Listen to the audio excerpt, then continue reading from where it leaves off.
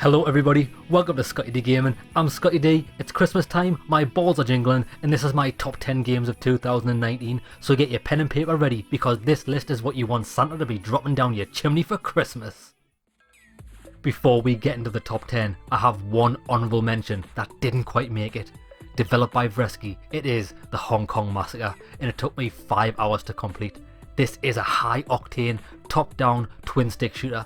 If you put The Matrix, Stranglehold, John Woo, John Wick and some banging tunes into a blender, you're gonna have this game. The standout feature is its intense gameplay, fast paced, and the music gets you pumped up to the max, ready for some mass murder. The ability to dodge bullets and activate slow-mo bullet time makes the gameplay a lot of fun, as long as you play it like a maniac. Dive in face first and enjoy. At number 10, I have a first-person adventure with light survival mechanics. Developed by Indigala, it is Die Young, and it took me 20 hours to complete. This is an indie game that took me by surprise, giving me a true sense of despair. Kidnapped, thrown on a beautiful island alone and left to die, the goal is to escape the island and its hostile inhabitants, discovering and piecing together why the island came to be like this. The standout feature is its excellent sense of exploration, combined with the vulnerable terror you feel as gruesome things are happening all around you. I enjoyed my time with this so much that I didn't actually want to escape and finish the game.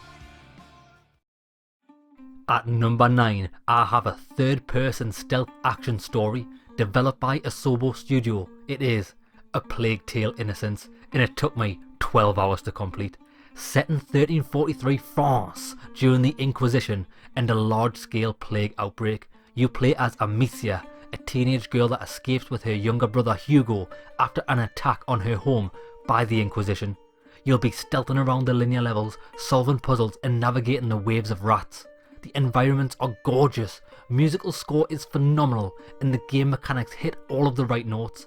The standout feature is the story and character performance, making you really care about what happens to Amicia. Everyone is written with sincerity. It's a perfect ratio between story, gameplay, and puzzles. At number 8, I have a modernised take on Castlevania, developed by Artplay with lead dev Koji Igarashi, the original Castlevania producer. It is Bloodstained, Ritual of the Night, and it took me 20 hours to complete. This is classic 100% gameplay Metroidvania at its finest. The weapon diversity, spells and upgrade systems all work together to make the side-scrolling combat interesting and rewarding. The gothic theme and level design make for some great platforming and combat scenarios. The standout feature is how they have modernised an already beloved genre and arguably made it better than ever before. At number 7, I have a game that has successfully borrowed some of the best mechanics from my favourite games with a paint job of a beloved franchise. Developed by Respawn, it is Star Wars Jedi Fallen Order, and it took me 18 hours to complete. This is the Star Wars game I've been waiting for, and I didn't think that I'd ever get it. The combat and level foundations are influenced by Sekiro, the cinematic platforming influenced by Uncharted, and the story and world that truly fits within the Star Wars universe. Simply put, they've nearly nailed every aspect on their first attempt. The standout feature is that it delivers a solid Star Wars game that doesn't undermine the tone or lore of the known universe while still delivering a solid game for everyone.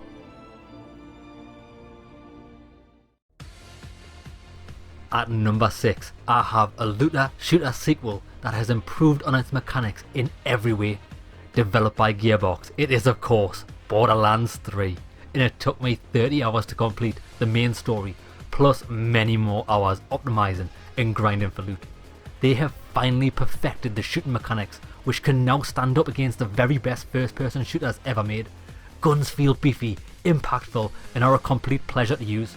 Combine this with the diversity and sheer number of guns, you've got raw, primal fun in your hands. The standout feature is that it is the best looter shooter to date, and outside of the Borderlands series, there is no other substitute. It is the leader in its class. At number 5 is a BioWare style RPG developed by Spiders. It's Greedfall and took me 40 hours to complete.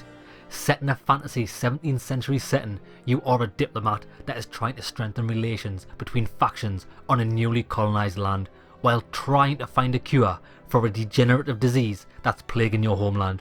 It's got real-time combat with dodging and parrying and great set loot which you can upgrade and modify. The standout feature is how you can affect diplomatic relations between the factions. Do you try to do your job well and keep everyone happy? Or do you sever ties with the factions that do not fall in line with your morals? Decisions matter and will affect your allies come the end of the game. At number 4 is a gritty first-person shooter with horror undertones developed by 4A Games. It is Metro Exodus and it took me 20 hours to complete. What can I say? It is the best overall shooter to be released in years. Everything you want from a great shooter is here. Beefy feeling guns, weapon customization and a great story. Plus those creepy horror aspects that I absolutely love. But the standout feature which elevates this to top tier is the flawless level design that has never been done before. You have open world areas giving you that sense of exploration and freedom, but then they seamlessly transition to linear epic set pieces in certain parts of the maps without you even realising. They have set the benchmark for shooter level design and I can't wait to see more. At number 3 is a brutal third-person samurai sword fighting adventure developed by From Software. It's Sekiro Shadows Die Twice and it took me 33 hours to complete. From Software are truly masters of their craft and have perfected it with Sekiro. Every single aspect is done to the best standard. The environments, the bosses and the progression, all top tier. But the standout feature is the sword combat. Nobody does third-person melee combat better than this. Sword battles are a visual treat with the multiple sequential parrying needed to defend and break opponents' guards, allowing you to deliver that brutal kill and death blow. From Software have proven that the Souls formula is not a one-trick pony. They have the ability to adapt this into anything they want and make it a success. Now, before we get into the top 2 games of the year, I need to mention that both of the following games have broken the mold for what to expect from independent developers. Unique ideas, executed brilliantly and released as a complete package. If this is what we can expect from indie games in the future, then we are truly living in exciting times. No longer do we have to depend on AAA studios for all-round quality experiences. And with that being said, at number 2 is space exploration with a Groundhog Day twist, developed by Mobius Digital. It's Outer Wilds, and it took me 13 hours to complete. Seamless space travel in a galaxy that is one big meta puzzle. This truly is mind-blastingly good. You are in a dying galaxy, the sun is about to explode, taking everything with it. But once it does, you are reset 22 minutes before it happens. Caught in a Groundhog Day loop, you must discover what has caused this to happen. The standout feature is the Groundhog Day mechanic. Never before have I seen a time mechanic used to such perfection. Everything runs like clockwork. The beauty of this is that once you get to explore a little, you'll discover the exact moments when key events happen. Whether a planet starts to collapse into a black hole, teleporting it across the galaxy, or when certain planets align, uncovering interplanetary teleportation. Once you die, you relive the last 22 minutes of life itself, but you retain everything that you've learned previously, meaning you can focus on smaller pieces of the puzzles during each cycle, and gradually build up to the epic final sequence once you've discovered the secrets of the galaxy. Every aspect of Outer Wilds is absolutely stunning.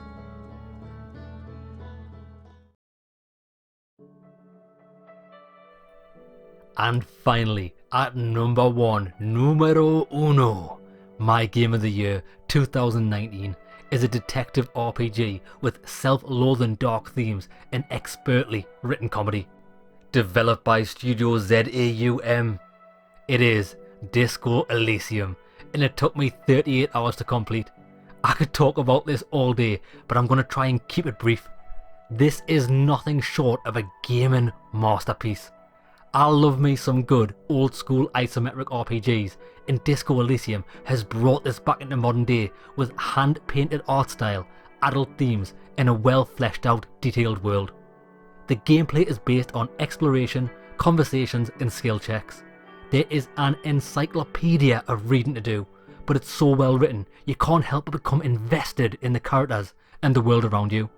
You play as a destitute alcoholic detective whose 24 different character traits all fight for dominance within his own head. It is schizophrenia personified. Not only are you battling with your own self-worth and loss of memory, but you have a murder mystery to solve in a ruthless, dilapidated town that has mostly gone rogue. The standout feature in Disco Elysium is its implementation of skill checks.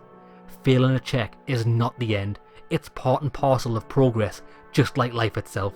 Some of the failures you'll have lead way to hilarious dialogues or events, and on the flip side, just because you have the skills to pass a skill check does not necessarily mean that you should do it. You have to use your intuition to decide what's right and what's wrong. And although the world is dark with a tragic atmosphere, there are laughs to be had and some heartfelt moments which even manage to crack my stone heart at times, all due to the phenomenal writing. Did I mention that you can punch a 12-year-old kid in the face? Need I say any more? Disco Elysium is hands down my game of the year 2019.